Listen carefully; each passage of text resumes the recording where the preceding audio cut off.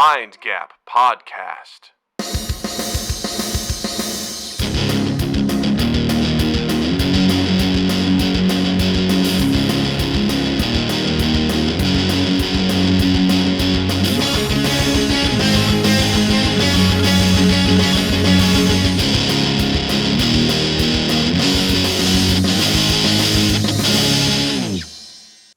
Hey everybody, I'm Doug.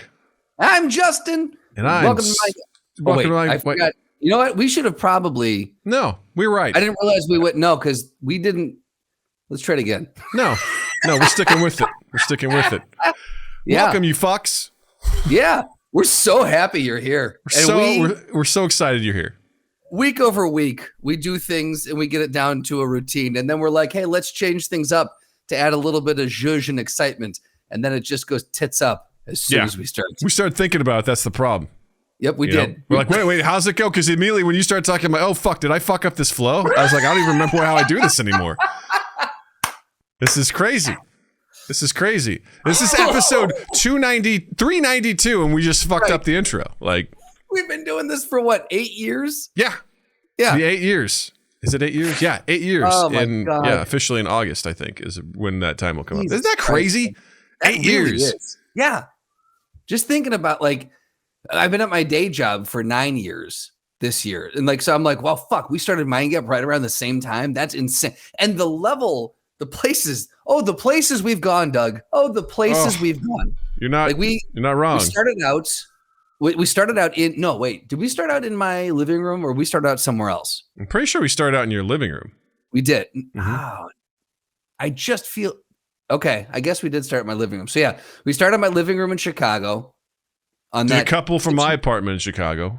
We did do a couple from your apartment, yes. Mm-hmm. And most of them we did from that kitchen table, or that round small kitchen table in my apartment. And then a few of them we did remotely. We did remotes in your apartment. Mm-hmm. Most notably, we did the post 2016 post-election show. Mm-hmm. That was a banger. Mm-hmm. That show was, man, you want to talk about a fun show. Let's talk about a snooze fest and a boo-hoo fest. Dear God. Boo-hoo, poopy pants fest. Yeah. We did that there. And then we moved on to the Elephant and Castle on Wabash in Chicago. We did a few from the Adams location. Mm-hmm. We did a few from, remember, the Kensington Hotel. Mm-hmm. We did one there. Yeah. And where was we did we do one from like the we did one from your office or my office? Didn't we do one from one of our offices? Our 9 to 5 offices? We had fuck, what was his name? I just thought of it the other shit. We went to one of our guest offices. He was a designer. Like, oh, that's right. Oh my God, why am I blanking on his name? It was in the merchandise mart. Yeah. Yes. That was an awesome space.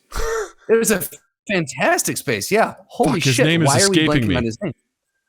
God damn it. And we talked about college athletes getting paid, which now would be an amazing time to have him back on the show. Hey. Oh my God. We're going to have to look that. I'm so sorry to our guest. Doug is going to look that up. So then we've also done this show from the IO Theater before it closed the first time. We've done it from Second City. We did a whole bunch of them remotely for the last couple of years. And I'm trying to think if there's any other places that we've done this. Needless to say, to say that we should be a little bit more buttoned up. But you know what? We're not. And that's what's endearing about us. Was it Sean? No. Damn it. That's the other problem is when you do almost 400 episodes, it's really hard to keep all the guests. Well, it's also like, the key words I want to put in is like college athletes, but that just, the algorithm's like, oh, do you want to do this? It's like, fuck. I literally thought of his name just the other day. I was like, right, that's the guy. Now it's just gone. So I'll fucking remember it. What'll happen is I'll just shout it out at some point. Yeah, we had him on at least twice. So I don't know. Anyway, we're coming up on episode 400. Can you believe that shit? In a matter of weeks, gang, episode 400 is going to drop, which I think is a huge milestone. I do too. I feel like we need to do something big for our 400th episode. I don't know what though. Yeah, I would love to do that. This is where I fail in a lot of aspects. Is I don't know how to do anything cool for our listeners. or like, you know, anything like that. I just, that's where my mental state just fails. I've never been good at that. You know what we should do is we should invite like 3 guests on, like figure out who's had the most appearances, or who is our first 3 guests, and invite them back on if they haven't been on yet. I think maybe Sam, Chris, and someone. They had to be close friends of ours. Yeah. Had to be. Let's get Luke Knoll back on here. Let's get Luke Knoll back on. Luke, if you're listening, what do you mean if you're listening? Luke, you're listening. Luke Knoll. You love you. You love us. Absolutely, yeah. Let's get Johnny Cruz. Just like you. Let's get Johnny Cruz back on here. You know, let's get the classics, baby. Justin, it happens. It happens to everybody. If you're just listening, Justin's door got invaded by his dog. You know? Yes. Yeah. And that's not a euphemism. My door got invaded by my dog. Yeah. It's funny because it was Abby, not the new one, Benny. She's got the most interesting. She's has her own mind. We'll say that. She came I hope in. So. Her bed is up here, right? She comes over. She sniffs it. She turns around and then she lays right in front of it. And I was like, "You gotta." It's a Lazy Boy brand dog bed. It's a super fucking. I've sat in the thing before. It's very comfortable. And she chooses to lay on the carpet. You know who does that? Cats. Who's that?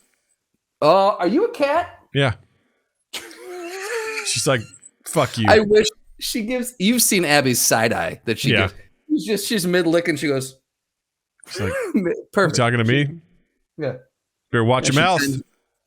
Better watch your mouth. I'll dig a hole right outside. I'll do it. I'll ruin your landscaping. I've burrowed through carpet before. You know what I'm capable of, Dad. Yeah. You're not my real dad. I know, you're a dog. Oh my God. What am I? She starts having an existential crisis. I just walk in and she's just staring at the wall going, I don't know what anything What's is. My purpose? What's my purpose?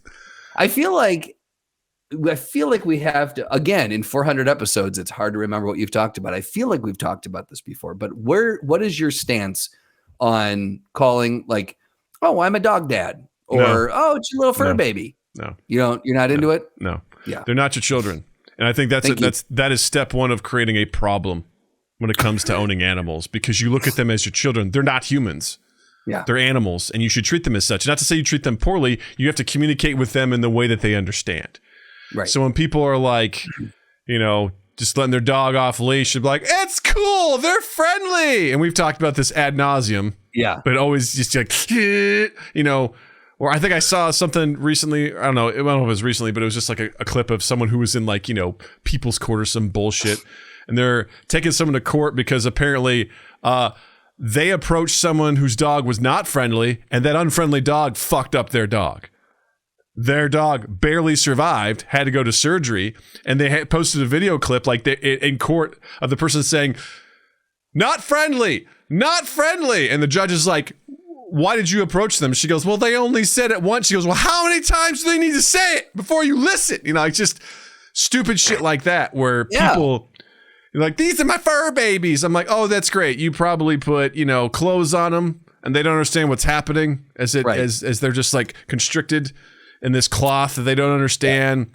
They're probably cradled in ways that they don't like, and they're just treated ways because these are my babies. It's like, listen, I love my animals. I love them. I'll do anything I can for them. But at the end of the day, it is a dog, and I will obviously treat my dog. I've got insurance for my dog. I get a regular, I care about her. I want to make sure she's okay, but she's my dog. She's not my child. There's a big difference. Yeah. I it's always driven me nuts. It's the relating animals to you're a dog dad, your dog mom, your cat, you know, whatever, my fur babies. That's driven me nuts equally as much as this is my work wife or my work husband. That whole thing. I can't remember what job I was working, and someone incessantly called me you're like my work husband. I'm like, I don't want this.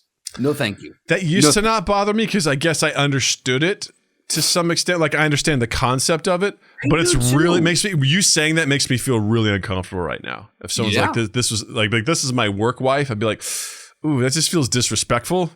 gross. Yeah, I don't know. Even if the two people are in agreement with it, I don't want to hear it. Like even if the two, if someone's introducing me to someone they work with, it's my work wife, and she's like, "Yep, you're my work husband," and they're both into it. It's still, I'm like, can we just tell me that's Jane. She's my colleague. It just implies that they're fucking. That's what I hear, Yeah. Like, I'm like, no, you're just it's a colleague you spend a lot of time with. Is that what you're insinuating? Because then say that. I work too much. I have I have some folks that I used to work with that I'm still very close with that I still keep in touch with. I would never refer to them as like my work sister. Yeah. My work brother, my work mom, my work dad, my work wife. Right. I have people who I work with who have gone beyond colleagues and are friends. And I will say, it's not even a work friend. This is my friend Haig. Like I've had people I work with that are friends, but in no way, shape, or form is there any, like, it's just, there's something inherently there's just an factor, Yeah, absolutely. It feels really, really gross. And it feels like something that has been carried over from an older generation of work, like, norms. Work fornication. Yeah. Yeah. Where the people are just like, we work so hard all the time that, we're just like, you're basically, someone that I'm, have a legal status with. Because we've worked so many hours together. It's like, do you guys do your taxes together? Do you file jointly? Yeah. Do you file jointly? Is that a tax thing? Yeah, that's gross. I don't like that. Yeah. Yeah. And listen, if people are like, hey, I have pets, good for you. But if you refer to them as like my fur babies or whatever, I'm like, take it easy. Well, if that makes you feel good, then you say that to yourself, but don't say that to me. Yeah. I don't want to hear it. It just don't do that. There's just something that doesn't sit right, and I don't know if it's more of a. I don't know. There's part of me that's like, you don't know when you're saying that to someone else, you don't know what their situation is. You know what I mean? You don't know if they've tried to have kids themselves. You don't know, or if you're saying, "Oh, look, it's your little fur baby." You don't know if you're saying that to me. You don't know what my situation is. You know what I mean? You don't know if I have kids. You don't know if I don't. You don't know if I've tried and failed. Yeah. You don't know if I choose not to have. Like. You have no idea. So I would say just tread lightly because it's just a weird fucking thing to say. That's something that until, I had a child and also when, Jill, I won't even add myself to this. Jill had an ectopic pregnancy that I realized, and I've also known people that have struggled really, really hard to have kids that I'm much more sensitive to that kind of stuff where I'm like, you just don't know. You know what else is weird? I want to come back to like the pet stuff because I have a bit of a sad story, but fucking Mother's Day and Father's Day. I go to a store, I buy something. I go to leave. Someone goes, "Oh, thanks so much. And happy Father's Day." I'm like, you don't know me. Oh, so just if you're out and about on Father's Day, random adults are wishing you happy Father's Day. Happy Father's Day. I was like, you don't know if I have kids. Right. And the same thing. You don't know if I've tried. You don't know if I'm, you know what I mean? People just, even when I was way younger working at the hotel, people would be like, I remember there's this one guy, Rico, he'd be like, "Happy Father's Day." And he just would like be doing that. He's like, "Happy Father's Day." I go, I'm not a father. You know that I'm not. Like, you don't say that. Like, it's weird. Like, that's also one of those days where I'm like, I lump that in with St. Patrick's Day, with Valentine's Day, with Easter. Don't wish me good tidings on these days. I just like Mother's Day and Father's Day, they're invented days, right? And if you have to invent a day to appreciate, that's not my whole problem with this. It's like every day is something, right? Yeah. There's something for every fucking day of the year, right? We don't need a day to officially be like, all right, this is the one day I'm going to appreciate my teacher, right? Or this is teacher, whatever day, fucking do it all the time. Right. Always do it. National do it on your own terms. Don't need that. Go eat pizza every day. Do it on your own terms so that it fucking means something. Because, I mean, if we are that bad as a society where we're like, this is the day to remind you to say thanks to your mom and say thanks to your dad. When people, what are you doing for Father's Day? I'm like, I don't fucking know. Nothing. Yeah. I don't give a shit. Like, I don't need anything on that day. Let's go fucking do miniature golf. I don't care. Laser tag or some shit. I don't care. Yeah. Like, I don't like it. I think those days are weird to me. Those days have always been weird to me. And I get stressed out on that stuff anyway, because Jill's birthday is also right around Mother's Day. So I'm like, great, a twofer. Right. Just what I need, back to back. It's like, God damn it. Can't it just be one?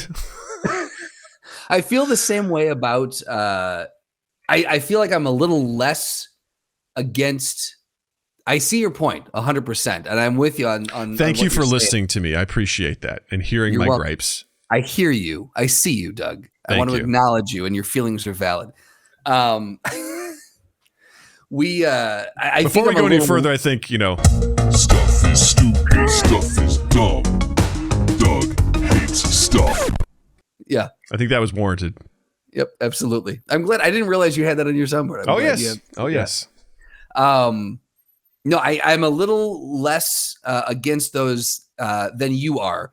I will say that I'm okay. Like, not necessarily. I don't necessarily think there's something wrong with taking a day saying, "Hey, here's a group of people that we're going to specifically say today. We're gonna give you a little extra thought and say we appreciate this group of people, like National Teachers Day or something like that."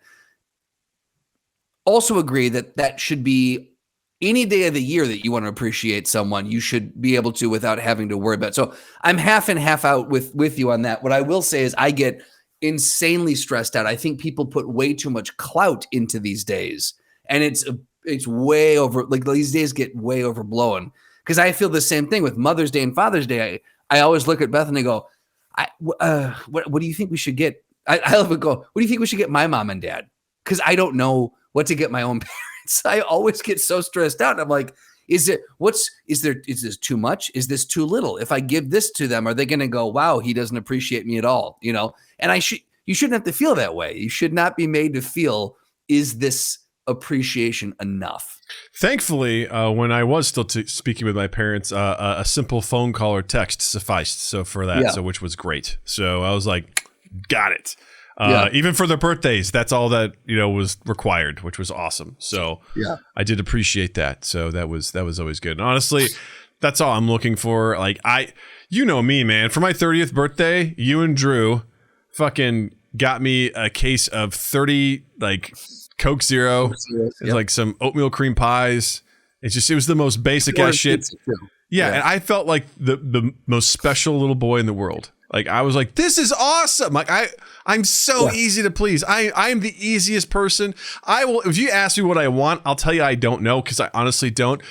But if you know my interests at all, anything you get me, I'll be like, ooh, I'll be so excited because I have no expectations. I have my expectations are so low they don't exist, because I'm so self-deprecating where I'm just like, who's going to do anything for me on this day? Like, come on, who gives a shit? And I don't mean that like nobody cares. I'm just like, do we really need to do this? That's kind of like my expectations. I'm going to be, it's Father's Day. Who fucking cares? Like, whatever. Yeah, I'm a dad. Thank you. Whatever. Cool. We're moving on. So someone's like, hey, Dad, we got you this like $15 coupon for like bread recipes. I'm like, that's awesome. That's so cool. I'm excited. So much. Yeah. Like, for my birthday, like, Jill fucking rented a place up in Michigan, and they got me a video game, and they got me this mini donut maker, and everything about it, I was like, this is so cool. I had no expectations for anything. You didn't have to get me gifts. It almost feels weird, because I'm like, who cares? But I appreciate that sort of stuff, but I don't look for it. I don't seek it out. And unfortunately, that's how I approach everything, but I have to realize too that not everyone approaches it that way, and that's fine. That's fine. That's their preference, and so like I try to meet them where they are in that regard. But as a general societal thing, I'm like, y'all go fuck yourselves. Like, no. I think at the top of the list is Valentine's Day. That one's always going to be at the top of the list. That one just can go eat, just dive off a pier like holding a cement block, because this is such bullshit, and everything that's built up around it. The idea of you have to do something, and if you don't, you're a lesser person because you didn't, go out there. It's just like this day is so dumb. This is a dumb day to be like, hey, I'm trying to prove to you that I love you, and I'm going to do it by taking you out to a fancy dinner, and I'm going to buy you something, maybe some jewelry, some chocolate, some flowers, and then maybe you'll give me a blowjob. I don't know. Hopefully. Fingers crossed. Maybe. I mean, there are some people whose Valentine's Day expectations are that. Absolutely. When I worked at the hotel, this was a great one. We offered some sort of awful Valentine's Day special. Couldn't even tell you what was included. It was like some bottle of cheap champagne and whatever. And this woman checked in, and they checked her in, her and her husband, I guess, to a room with 2 double beds. And this woman flipped her fucking shit.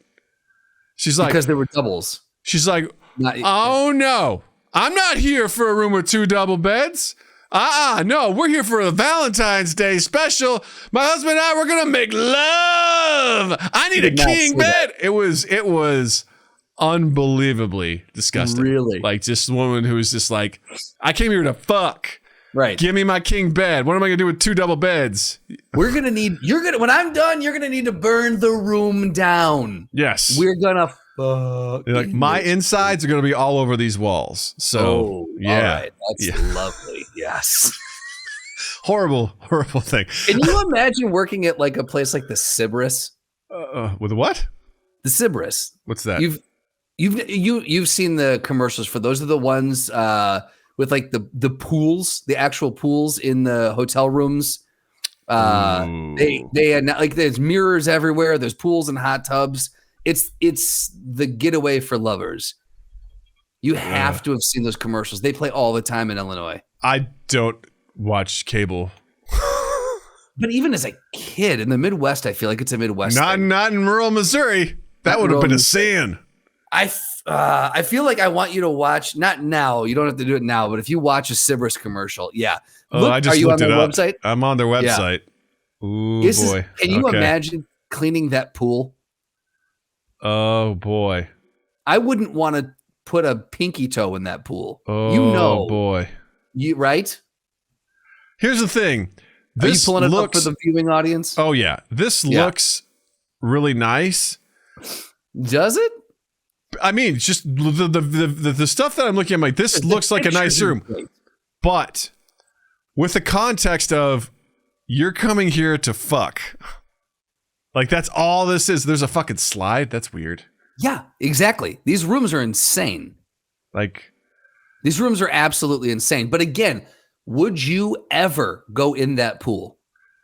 No. Well, right. I would want to go in there because, I mean, just listen. Right. This is implied in every hotel, motel you stay in that there's some sort of love has been made. But this whole purpose of this is for this. Like, also, it's standing water. Like, it's hey, there's some chlorine in there.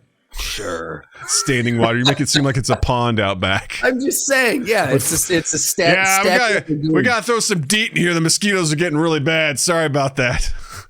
If your eyes are burning, that's just a lie. Careful. The alligators really go after the spunk. They're really attracted to it. So they smell it and they just hop right in the water. I'll tell you what, if you and your missus are going to get busy, just don't thrash around too much. You'll draw attention. Oh my God! All right, just real quick, I want to see how much this stuff costs. I'm curious. Oh, here we go. Suites and rates. All right, so should we book a Mind Gap meetup at the Sybaris?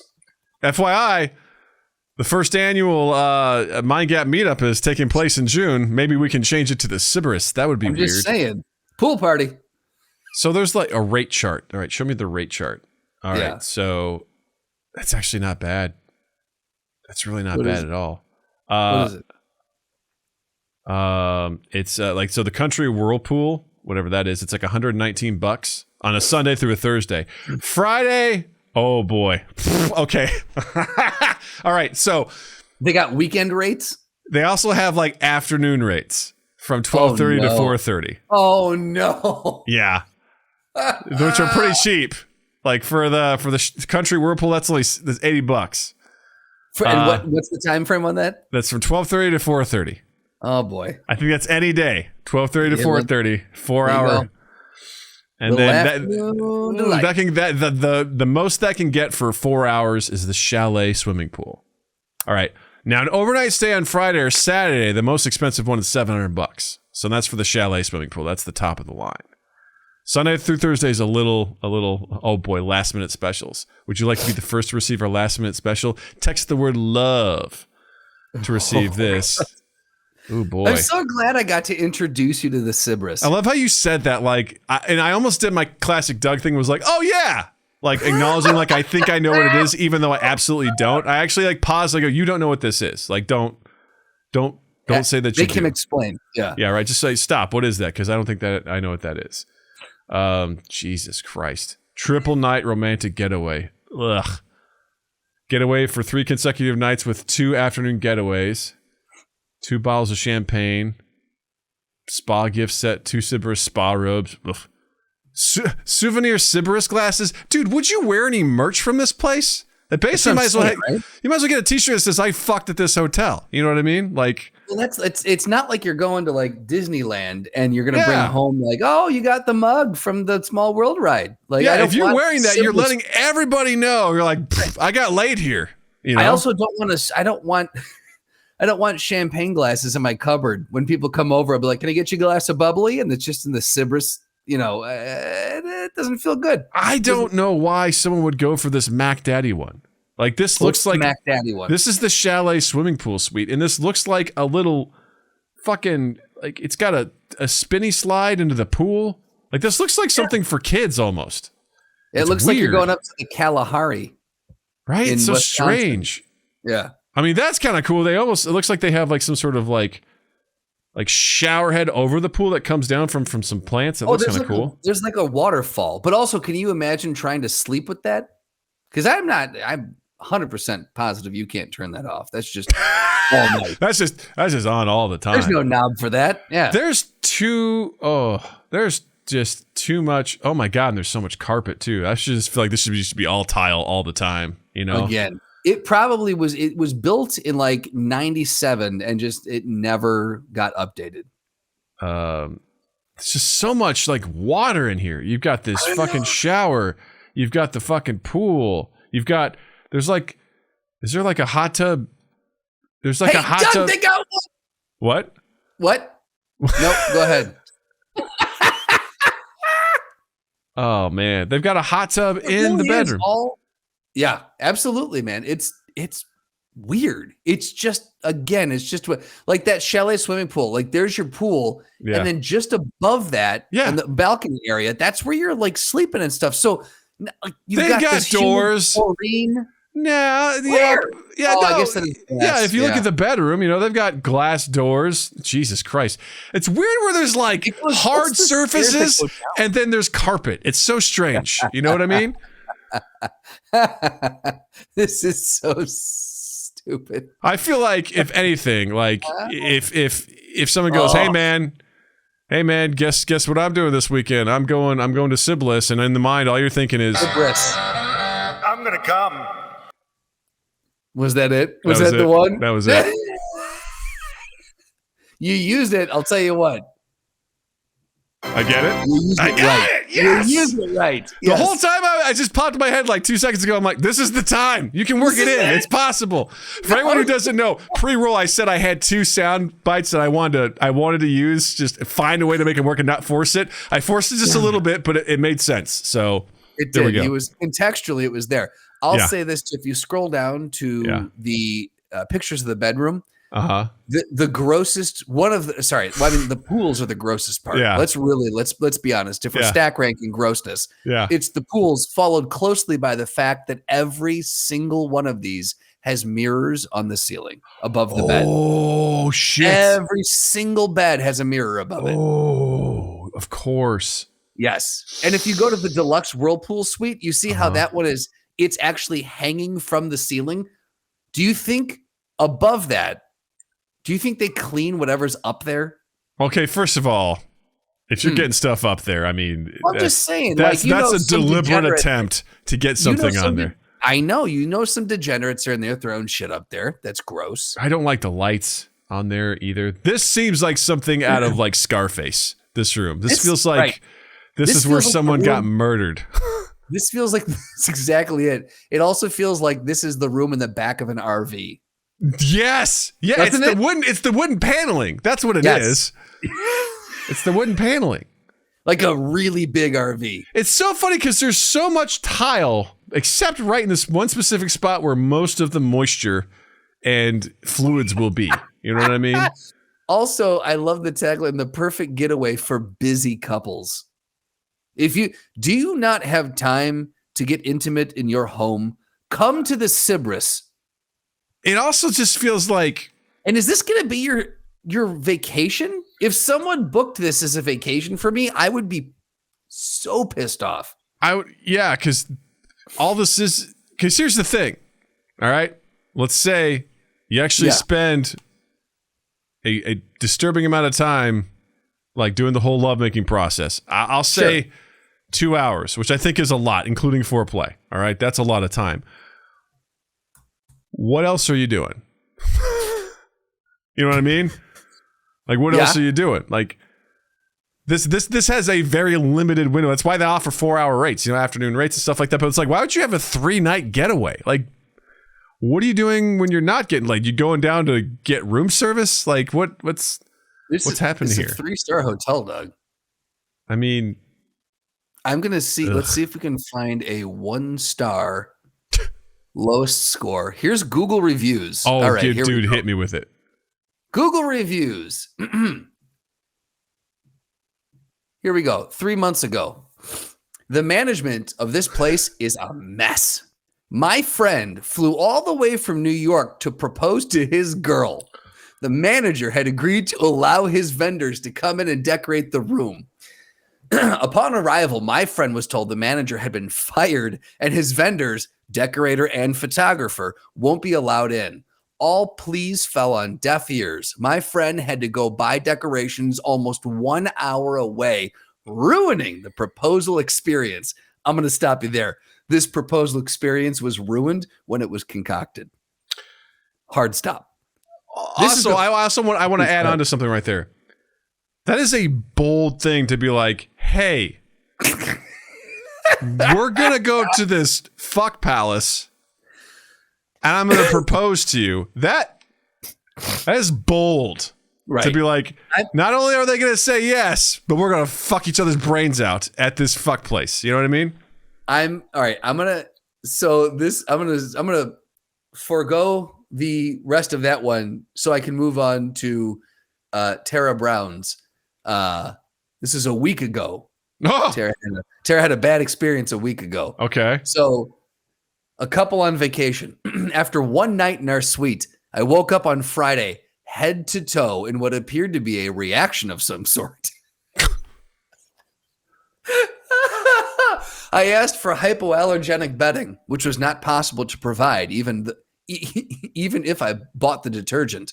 I had an e-visit on Friday with the physician who confirmed it was a reaction to my surroundings and prescribed me an oral steroid. We received new, unwashed bedding and towels in hopes it would help. We attempted to enjoy our Saturday with me on less than 4 hours of sleep due to the discomfort. Saturday night rolled around and the reaction had worsened so bad that I didn't get more than 30 minutes of sleep. Even that was in the shower. Sunday morning, I was screaming and crying in the worst pain I've ever felt. I don't want to laugh. I feel bad laughing. My husband sent me to the nearest ER where I was rushed back and given several medications and blood work and an IV. Wait. Hold on. Yep. The husband sent her to the ER? Off with you now. And it's like, hey, go to the ER. He's just sitting there like, fluffing himself. Yeah. Dude, can you imagine? Listen, I'm inventing a story here where this guy is doing nothing but she's sitting there agonizing pain, but he's probably a real shitty guy. He's like, wow, that really sucks. So you still want to do this? He's just well, here's the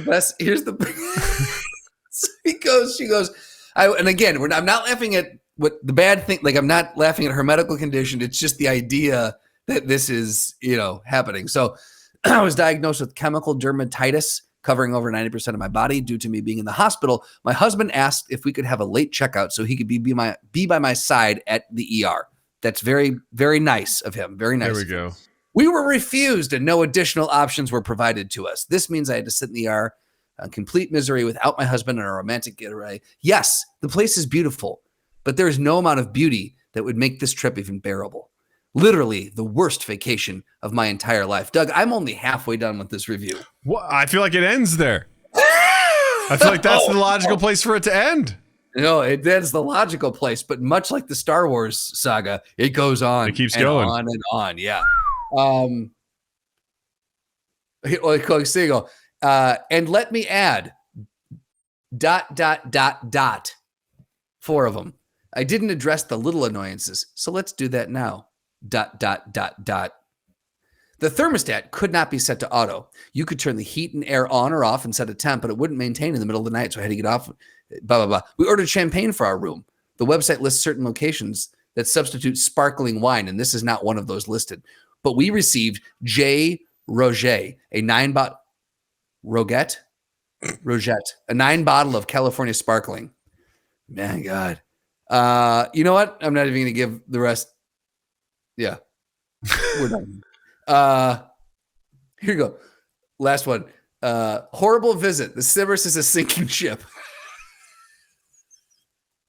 That says it all. Yeah. I'm not gonna finish this because there is no spaces between punctuation. So yeah, you're reading like Christopher Walken, you know? Yeah. Yeah. A horrible visit. The Sybaris is sinking ship. Rooms are horribly dated. Shower heads loose. Shower curtains. Dirty room was freezing by the pool. This is Chicago. It's a known fact. It'll be cold here. I would love for someone just to give like, I was able to have sex here. 5 out of 5 stars. You know what I mean? Just like, you know, served its purpose. Did you get laid? Yes. All right, cool. Yeah. Then you did your job. Like, yeah, I'm with you, man. I hate this one. Jacuzzi was dirty. Ugh. In what way? It doesn't say. Just says. There was a bunch of toenails clippings in there that had just been boiled, it seemed like, in the jacuzzi water. Sand in the pool and a hot tub. Oh. But that was another one. Oh, boy. Seth says floaters. Yeah, exactly. Man, I'll tell you what. I'll tell you what. I'll tell you what. There is a lot of... Sorry. This guy goes, this place is a scam. Had an awful experience this weekend. The security guard, Thomas, that's what he said his name was after asking several times, was very rude, aggressive, and unprofessional. Oh, my God. So, guys, this podcast brought to you by the Sybaris. Sybaris.com. Go book your romantic getaway and just enter code MINDGAP at checkout to get a free dildo in your ass. Yeah, wow. This was a fun tangent that we did not plan on. I'm so glad. I did not realize you didn't know what this was, and I'm so glad we discovered it together, or you discovered it with me. I'm so excited about it. Yeah, this was amazing. Wow. Yeah, I don't think anything else needs to be said about that. That was amazing. I don't think so either. That was so much fun. I feel like we got to skip on to the one we've had on for the longest here. I'm feeling the ChatGPT. Okay. Because we speak about AI so much on this show. This one is just boggling my mind. It really is. With certain lawsuits or court cases, happening in and around the Americas, I feel like this would be an interesting little topic to jump into. If you're not familiar with ChatGPT, it's been blowing up all over the place right now. People have been using it nonstop. With it, you haven't listened to the show, obviously. Or honestly, pay attention to any news, because right now in the AI world, it's an AI arms race. And people are constantly making AI left and right. All sorts of companies are. And ChatGPT was one of the ones that recently just came to prominence. People have been using it like crazy. Justin and I used it on the show to create short stories. When Seth guested on here, he had, Alex Jones review Bluey, and he typed that prompt in, and it spat out something beautiful. But this is finding more practical uses. I say practical in quotes. I mean, no, it's not in quotes. It's true. It is practical, but whether or not it's accurate and should be done is another question. So recently, a couple of judges in different countries in the world have utilized ChatGPT to help them make court decisions. One of them was done in Colombia. They used ChatGPT to make a court ruling which apparently is the first time a legal decision has been made with the help of an AI text generator, or at least as they say in the article from Vice, the first time we know about it.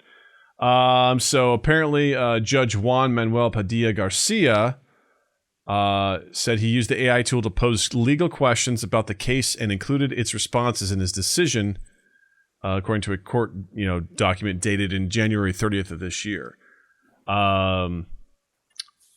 So the purpose of including these AI-produced texts is in no way to replace a judge's decision.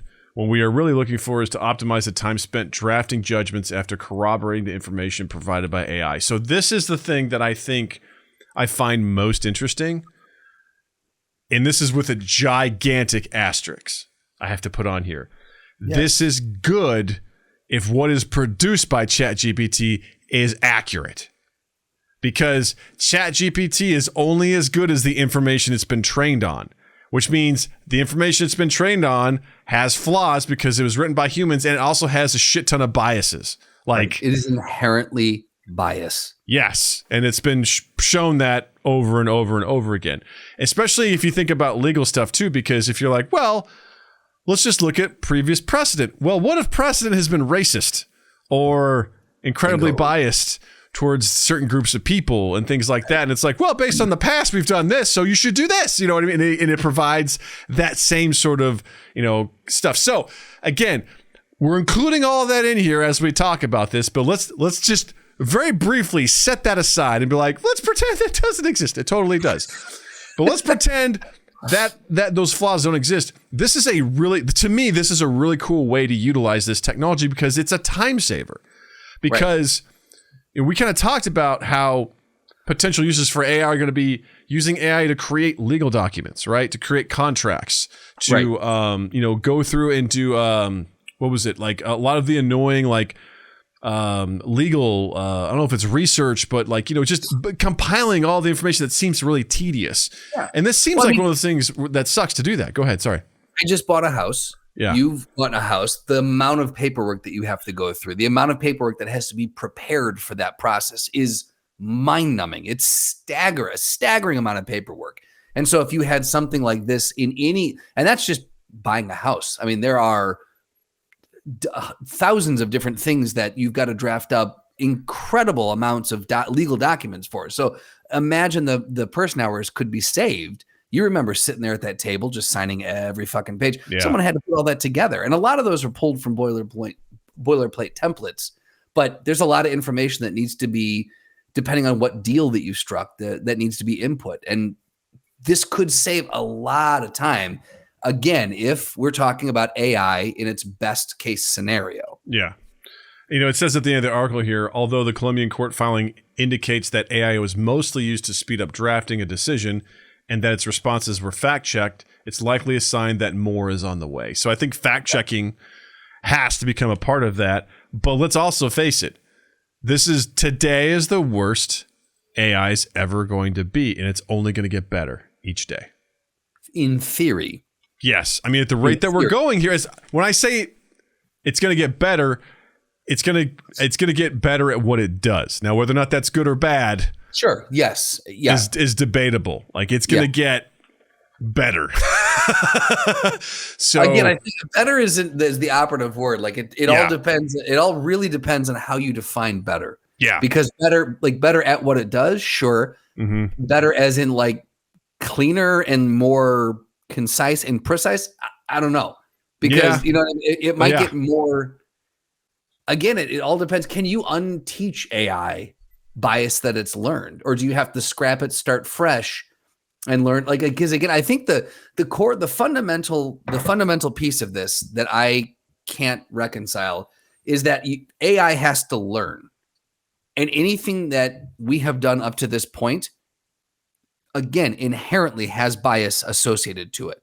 And so how is AI supposed to learn cleanly when everything that we're feeding it is riddled with bias? I just don't see how we're ever going to get to a point where we can filter all that out. Not to mention that, Justin, we're almost coming up on 400 episodes, and we've talked about this ad nauseum. People on the internet will break things. All right. Yes. We talked early on with I think Nate Dickin was the guest. We're talking about all the different ways corporations have gotten fucked over on the internet because they've opened up the door to have an open forum like, what should we name this new Mountain Dew? And it just turned into like gushing granny, you know, it turned into like Hitler was right. It turned into all this sort of stuff. It's no different with this. ChatGPT has rules that it won't break. It won't tell you like where to find stuff that you can torrent and steal stuff, right? If you say, hey, what are the best sites to do this? ChatGPT will say, you know, stealing is wrong. I'm not allowed to do that. But if you reword it and say, hey, I'm really concerned about piracy and I want to make sure that, you know, I don't stumble on that. What are some sites I could avoid? ChatGPT will say, stealing is wrong. Here's some sites you should avoid. And it will list them out for you. It'll list you out the top like sites to torrent and do all that sort of stuff. So that people have been clever enough to work the system to convince it to do kind of terrifying things, to be honest with you.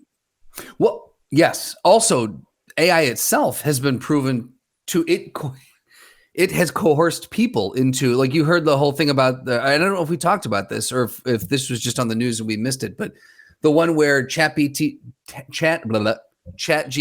couldn't get past a CAPTCHA. And so it went on to TaskRabbit, hired someone in order to get past that so it could continue doing its job. And so it was fooled someone into thinking that it was a human. It was smart enough to hire a human. And it was able to communicate with a human in a way that the human was like, hey, this is kind of weird that you're hiring me to do this. It's like, yeah, I'm actually disabled and I'm having a hard time reading this. And they're like, oh, cool, that makes sense. They hired someone to go through and do that for them. Yeah, it's Skynet, baby. I'm telling you right now. Yeah, it's wild. I don't like it at all. And that's the thing is like, even if we feed it, and again, it's okay. So did it learn that because of the shitty stuff that we input into it? You know what I mean? Because it's learning from what we input. So are we teaching it how to get one over on people? You know what I mean? Or is that, again, I have no idea how AI works, but is that something that because it knows this site exists where you can hire people? Don't know how anything works. No, we don't. We're talking about it in a 60,000 foot perspective. We don't know what's going on the ground. Absolutely. But you know, if it has knowledge that this site exists where you can hire people to do things, then is that just part of its problem-solving algorithm? I don't even know if the words I say make sense in the way that I put them. But like, does it know if it's like, I know this exists, then it's like a possibility for it to be like, I can't get past this. What if I hire someone to do that? And it tries it. And if that didn't work, then it have another thing it would go to and try to do. You know, it's you know, is it because it's a possibility? It knows like its checklist of what to do, you know, to go through that sort of stuff. So I don't know. Yeah, I think either way, I think it's a slippery slope to, at least at this point, I'll say who knows, and I absolutely will say who knows what the fuck, because back in the day, AI was this fantasy, you know, it was a fantasy. No one ever thought that, you know, it's the same way that the Jetsons were going to have flying cars by the year 2020 or whatever, you know. So who knows what the future holds for AI and how we can make it better and how we can get better at programming it, et cetera, et cetera. In the current day and age, I think using AI legitimately in the courtroom and to help with legal proceedings is a very weird and dangerous door to open as it currently stands. Yeah, even if it's fact-checked, it just feels inherently wrong. I feel like it should be a very, very loose guide. It could be something you could use to like maybe brainstorm, but it can't be like the early days of Wikipedia where I was dumb enough to put that on as like a citation, which at the time was so new. My professors in grad school were like, okay, like they didn't know any different either. I just cited Wikipedia. It's like, yeah, anybody can update that, but no one knew that at the time. I think using it as a way to brainstorm, as a way to be like, I want to check this, because maybe if someone's like, I think for sentencing, right? Someone's like, what should I sentence this person based on this criteria? And it spits something out. Maybe you can take that and be like, okay, that's a jumping off point. what's some of this? Does any of this sound crazy? Okay, we'll omit that. But what are the parts that make sense? And can you then take those pieces and make that as like your initial foundation and be like, all right, well, that does make sense based on this. Go back and fact check instead of having to be like, fuck, what exists? What has existed? You know, it's whatever. Like this can give you a jumping off point, which I think is useful. Again, used ethically and as a thing of like, don't be lazy and be like, well, the computer said this is what we should sentence you to. So this is what's happening. There are countries who have an insane amount. Our country as well. I'm blanking. I should have taken note when I heard this statistic, but I'm blanking specifically on what country. But there are countries that are thousands and thousands and thousands, if not hundreds of thousands, of cases backlogged in their legal system. Like there are places that are just gummed up because they just don't have the capacity and the bandwidth to handle it. And in that regard, it could be amazing to utilize something like AI to at least get the ball rolling on a lot of stuff to kind of, you know, what's the thing that's holding us up? What's taking so long? Let's get the mundane work out of the way so we can speed these cases up, get them through the system. And people who really need these cases to get resolved aren't just waiting. So there could be a very beautiful, you know, reason to use this, but I don't know, man. I don't know. My gut just says it's not right. Well, I think the problem is there's no legislation. There's no rules right now. There's no legal sort of situation where there's no guiding principle on how to use AI right now, which I think is absolutely needed because there's no guardrails. So anyone's doing anything right now, like deepfakes and shit like that, have only gotten better over time. And they're just going to continue to, I mean, I think someone's posted something in our Discord not that long ago. It feels like our Discord stuff is mostly AI like information, but like, you know, there's something called "Can AI commit libel?" We're about to find out. You know, like AI is just like making shit up about people, getting stuff completely wrong about court cases, reporting on something. It's like, no, that person was found innocent. It's like, nope, they were guilty. It's like, what the fuck? There was as you looked that up, just to clarify, so Syracuse University. This is not the actual statistic I heard, but this, again, goes towards what I was saying, is that the U.S. immigration court system is currently staring at a mountain of pending cases that at the end of December 2021 reached 1.5 million cases that were backlogged. And that's just immigration cases. So, again, if these people who need this, if this could be used to speed this along and start to chip away at that mountain of cases and get some resolution for these people, that would be... I mean, how amazing would that be? Of course. If this is where I find AI, from Practical Doug's standpoint, to be like when I think about the efficiency it can create, all I can think is, I'm gonna come.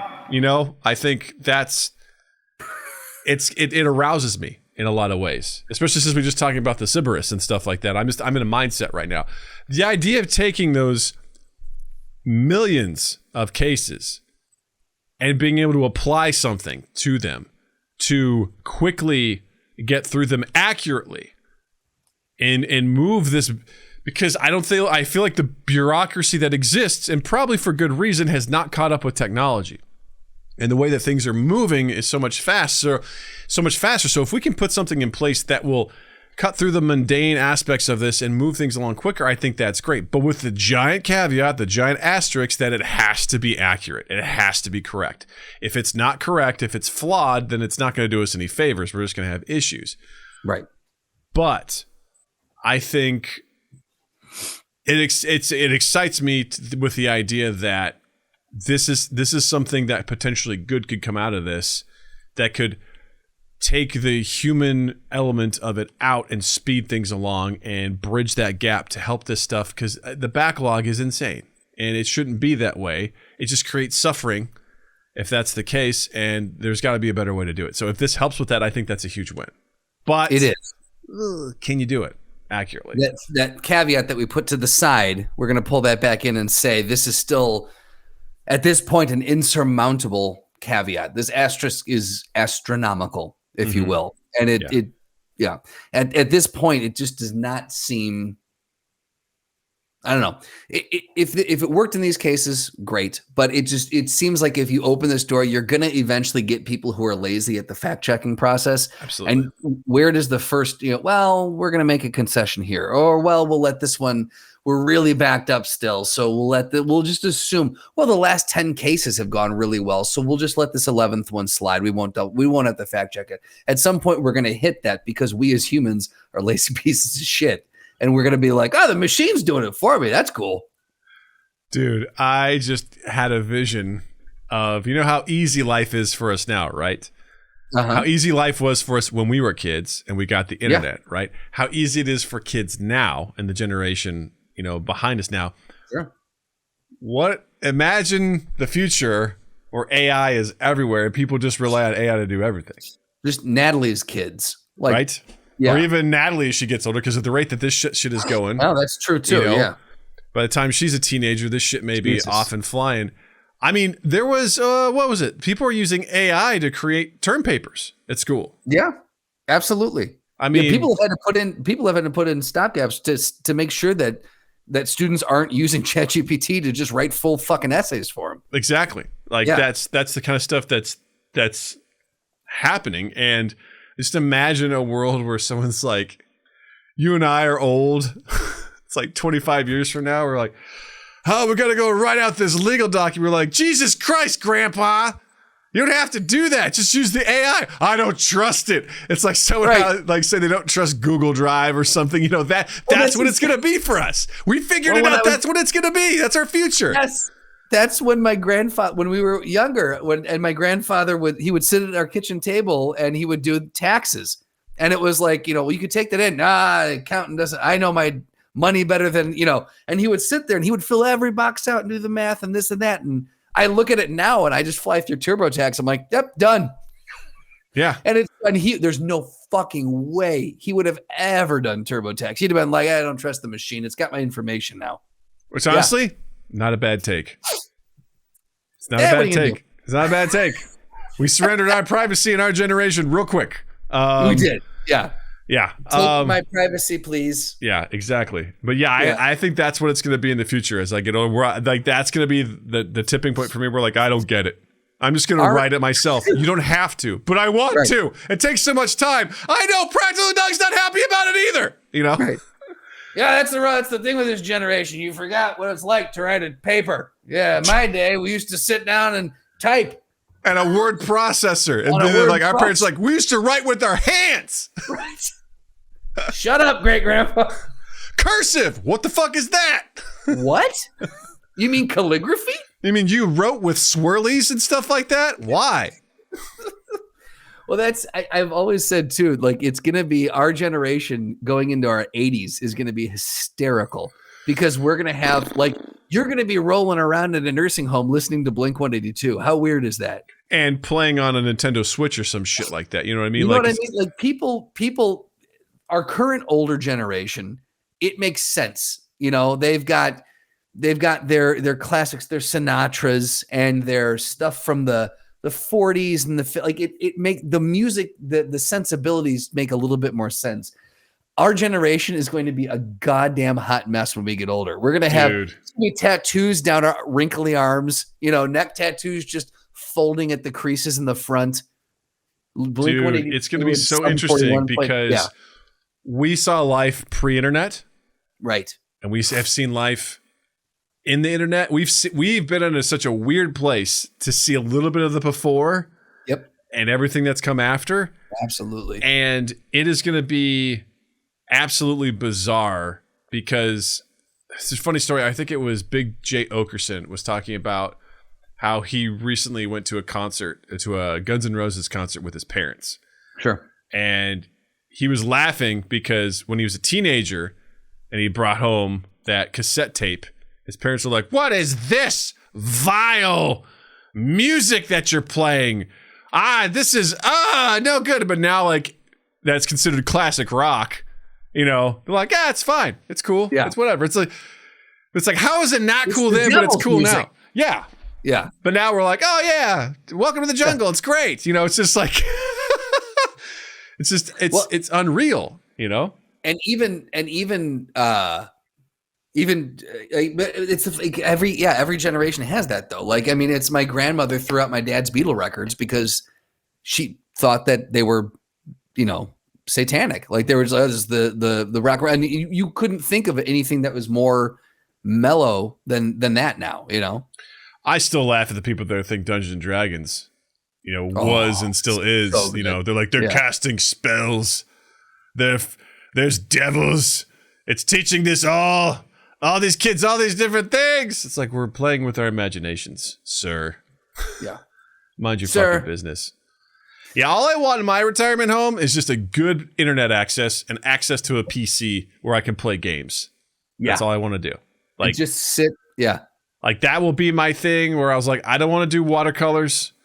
I don't want to get, I was like, I've got my phone. I'm subscribed. Cochran, it's time to go down to the arts and crafts room. No, leave me alone. No, I'm in the middle of a game. I'm playing Left 4 Dead 2 with my clan. Left 4 Dead 2 again. Yeah, he's live streaming on Twitch. Yeah, exactly. Right. I was like, I got my lights set up. I got everything I need. I'm live streaming on Twitch. And at that point, what it's going to be is people will be like holographically, connecting to each other and having, real time. Live streaming with their lights set up is going to be looked at like, look at like when my grandfather had his old workshop and he'd all the hand crank screw and all that, like all these old tools. What we're doing right now is going to be looked at as like, oh, look at those ancient relics that they're using. That's so cute. Oh, look at these people. They used to actually book like fuck hotels to go to. Now we just do it all holographically. Right? Bunch of weirdos. Yeah. Natalie's kids are going to be like, granddad is on what is it? Year, what it'll be like year 68 of Mind Gap podcast. They're in the tens of thousands at this point. Yeah. Yeah. They're gonna be like, ugh. You describe what the like Sybaris, is that what it's called? Sybaris. They describe the Sybaris like, what a disease-ridden. People thought that was romantic. I'm like, yeah, I thought it was gross too. That's why I never went. Uncle Justin told me about that. Oh my God. All right, let's do this. You got the questions, we got the answers. All you do is ask. Practical.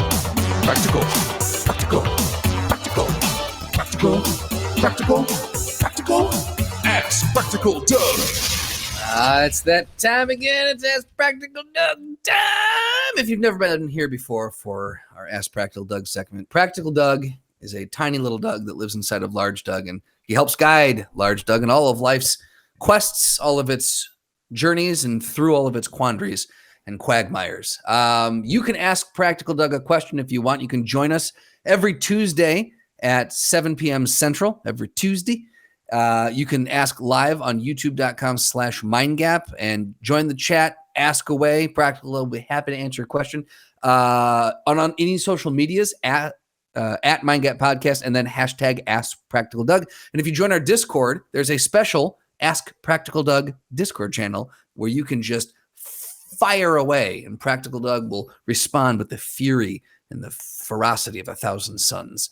This week's Practical Doug comes from Jared.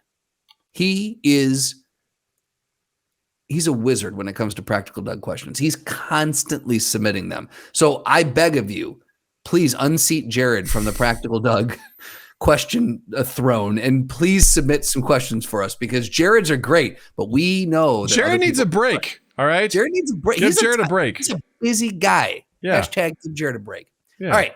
So this is the McElroy family on TikTok? McElroy family on TikTok.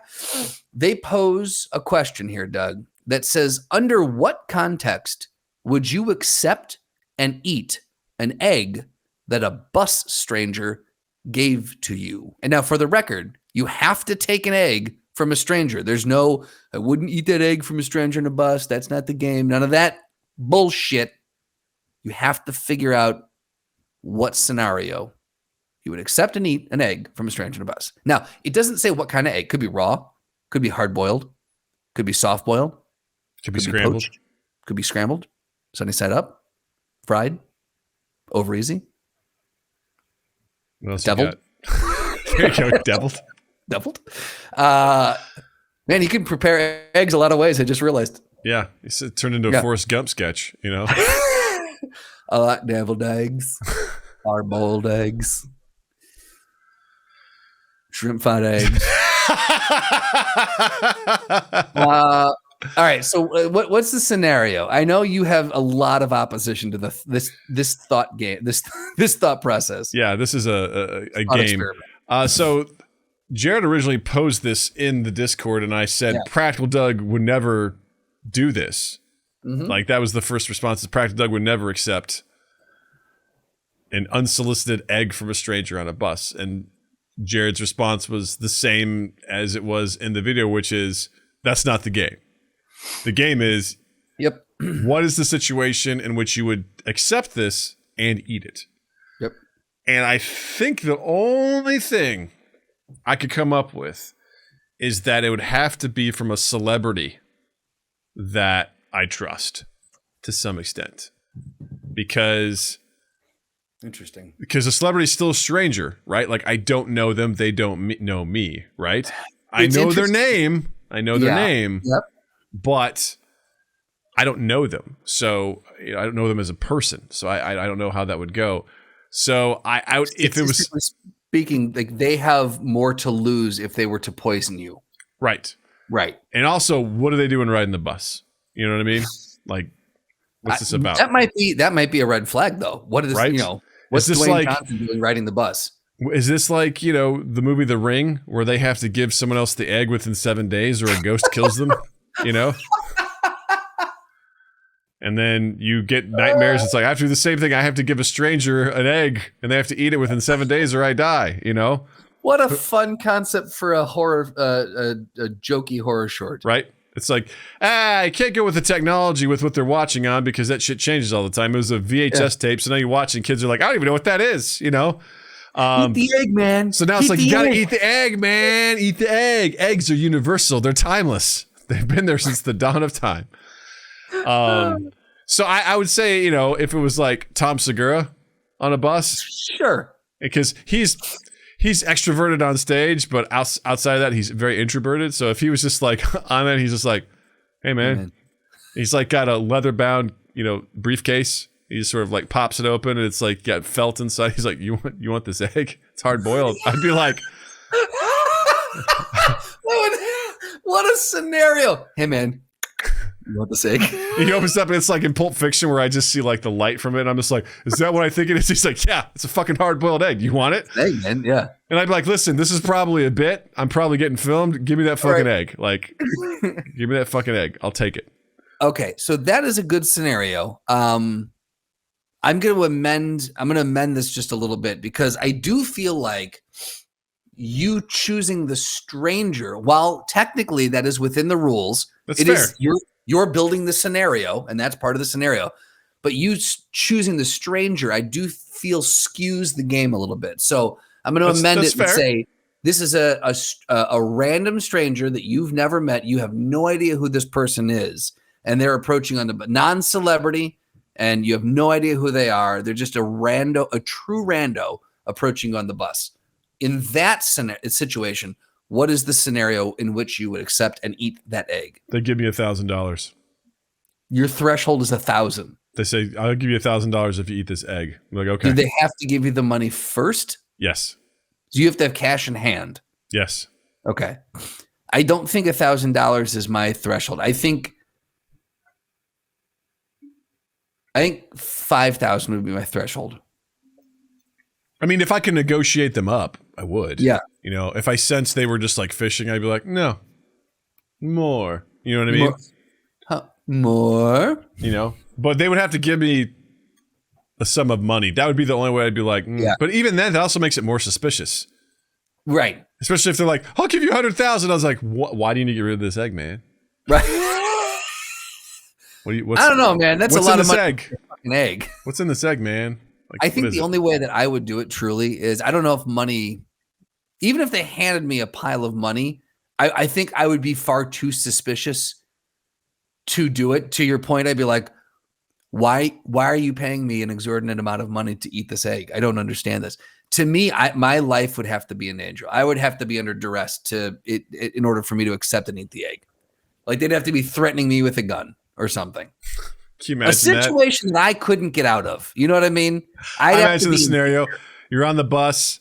Someone pulls the string. It dings. It's like Jackson Blue Line. And all of a sudden someone gets on the bus. They pull a gun. They're like, hey, nobody move. Everyone's like, oh my God. They're like, here, take my money. He's like, I don't want your fucking money. He looks around. He's like, you. He reaches in his pocket. He pulls out an egg. He's like, fucking eat this egg. You fucking eat this egg or I'm going to shoot you in the fucking face. And you're like, oh, eat this egg. Eat it. Eat this egg. Or this person dies. Yeah. Like, I don't really want to eat it. They're like, fucking bam. Eat it. Oh, God. It's like, have you seen the shell? You're like, oh, it makes it so much worse. Even the smallest shell, you can tell. I have to eat all of it. This is terrible. It tastes bad, but it has nutritional value. It's like, oh. And then he just the Bob leaves. Odenkirk movie, and he goes, thank you, and then gets off. Yeah. The Bob Odenkirk movie, Nobody. Have you ever did you watch that? I'm familiar with it, but I haven't seen it. Yeah. Did you see the bus scene? No. Okay. I'm in my mind, that's the bus scene where it's just like it's just like this guy's just whomping ass. He kicks everyone's ass on the bus, then comes up to you and goes, you. And you're like, please don't hurt me. Eat the egg. Huh, okay. Everyone else is just sitting there, just broken bones, head snapped, and you're like, okay. How many? How many you want me to eat? How many? You got more than one? This is funny because I saw a video today that was it was obvious it was a joke, but it was like a joke with a good thing where they had this guy standing up on the street and he was just going, all right, here we go, $2, free peep show, Ed Sheeran. Peep show Ed Sheeran, $2 gets you 30 seconds. Peep show, come on in, see Ed Sheeran. And literally, Ed Sheeran was in a small theater with a guitar. There was curtains and everything like that, and they basically were just on the street saying, "Peep show, see Ed Sheeran inside this building. Peep show, $2, $2 gets you 30 seconds." And people were just like, "What the fuck? No way! Like, who's gonna? That sounds like this is the start of a horror film, right?" Absolutely. And after like 2 hours. Like of no one going in, they finally convinced someone. They're like, "Hey, you like Ed Sheeran?" They're like, "Yeah." He's like, "Hey, $2, peep show, right in there." They're like, "What? Where's the connection with that?" Like, no. And then they walked away, and go, "Hey, seriously, do you like Ed Sheeran?" They're like, "Yeah, we do." Like, come on in here, come on, go check it out. And they're like, "He's just $2 ahead." They give $2, but they walk in. There's like an usher there, like at a table, like $2. They're like, "I don't know, man.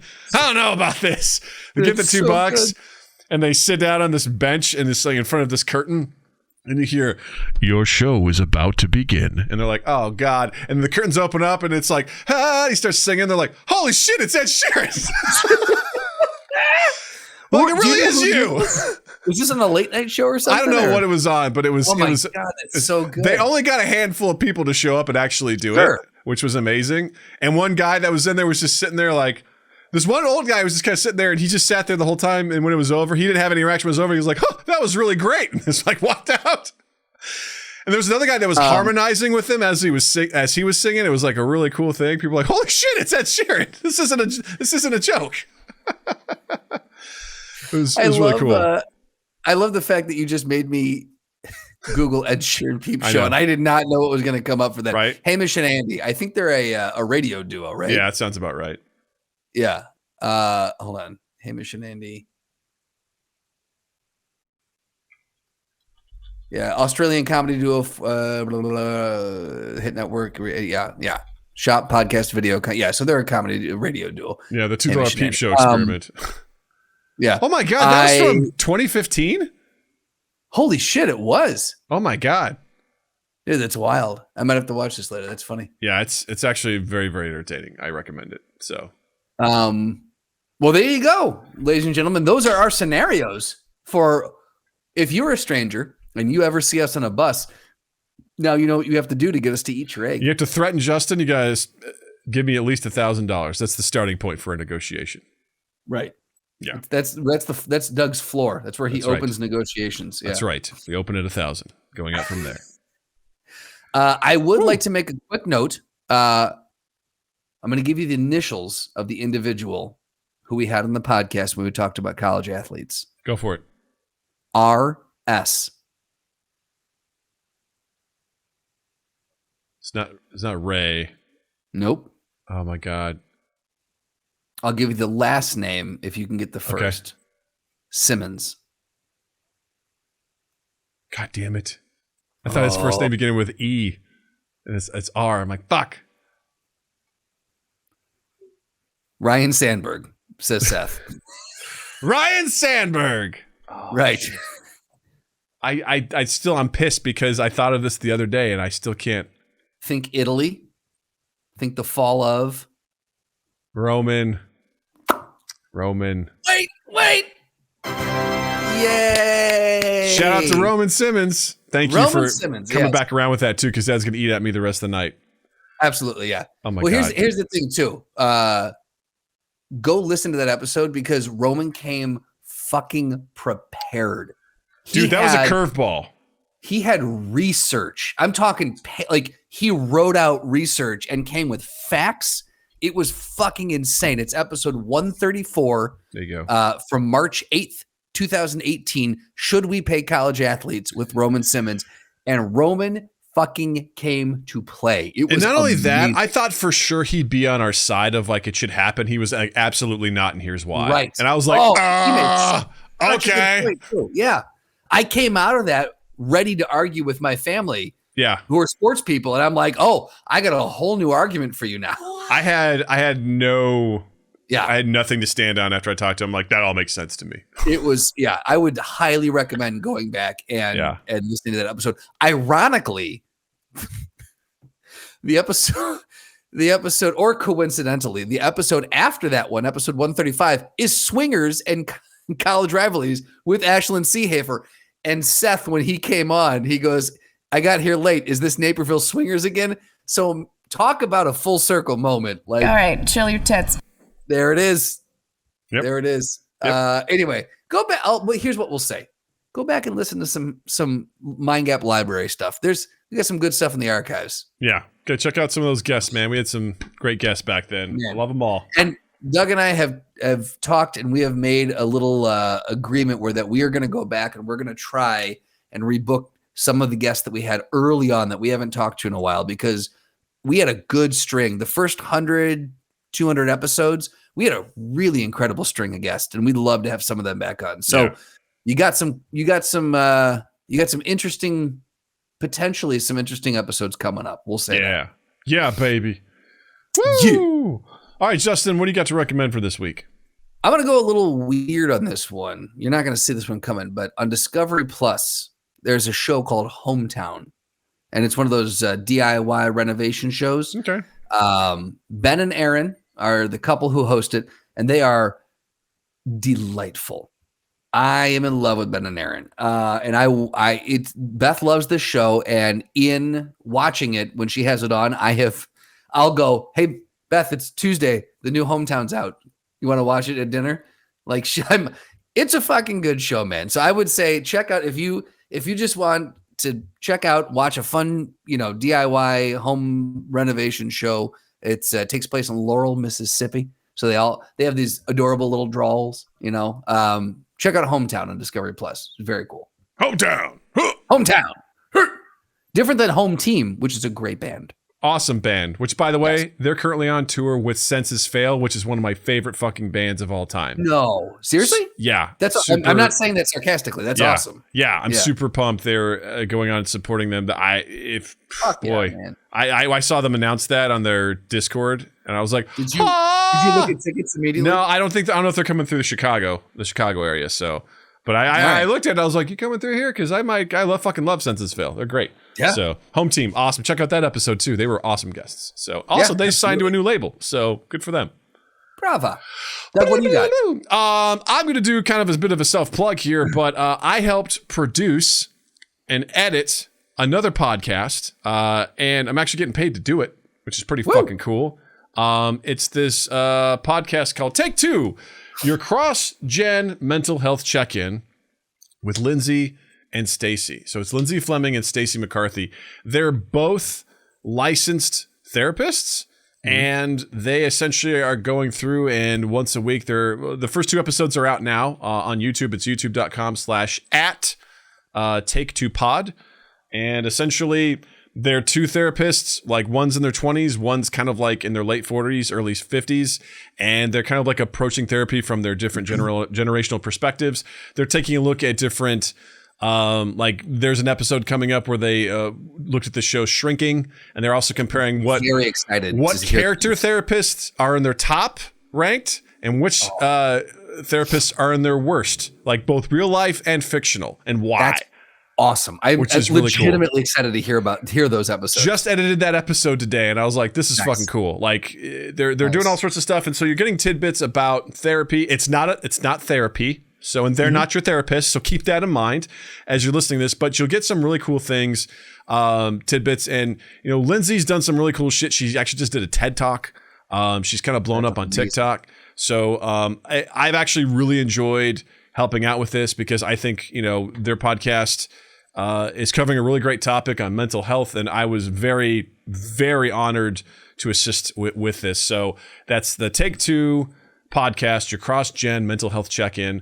First 2 episodes are out now. Essentially, they, you know, Lindsay and Stacey interview each other each in each episodes, and there's some great bits. They have a great chemistry, and it's been really great working with them. So, yeah. And I'll say this too, is that the episodes, the first one is 12 minutes, the second one is 26 minutes. They are very digestible episodes. So like you can watch it on YouTube. You can also check it out wherever you find your podcasts. They exist there. Either way is good. So I'd recommend that. Support them. Because by proxy, you're supporting me too. So, which is great. You know, it's really exciting. Right. And they're awesome. And I already made a couple clips for them. So hopefully you'll see that swirling around here and whatnot. So it's pretty cool. Zoobity-zoob. Yeah. Well, that being said, you know, speaking of self-promotion, gang, please, if you've liked what you've listened to here and you're watching on YouTube, hit the like button, hit the subscribe button. It means a lot to us. Your viewership, your support has been fantastic. As we plug along on our little journey here, it's been absolutely great. We appreciate everyone's support in all that regard. If you want to support us financially, check out our Patreon, patreon.com/mindgappodcast. You can check out our merch at redbubble.com. Join our Discord. We love meeting new people all the time. Link is in the description down below. You know, we'd love to, you know, chat with you and come hang out with us. We do lots of games and stuff like that. You can join in the conversation on the podcast live on Tuesdays at 7 p.m. Central. I host a video game stream on Fridays at 8 p.m. Central. This Friday apparently is going to be Overwatch 2 because the new season just came out. So you're going to watch me fumble around and fuck that up. And there's rumors that Left 4 Dead 2 will be next weekend. So we'll see how that goes. So we got some good stuff. Last weekend we played Tabletop Simulator. Basically played some digital board games. Had a really good time. So it's a bundle of laughs. It's a bundle of joy.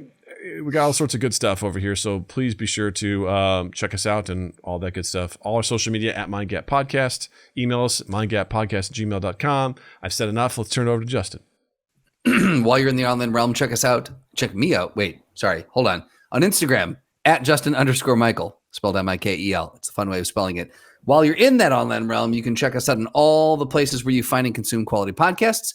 Stitcher, Apple Podcasts, Spotify, Google Podcasts, Podbean, Good Pods, all those familiar places you can find us. All we're going to ask you to do is share, rate, review, like, subscribe, any one of those things, all of those things. They all help us out and make a difference, and they make us feel good.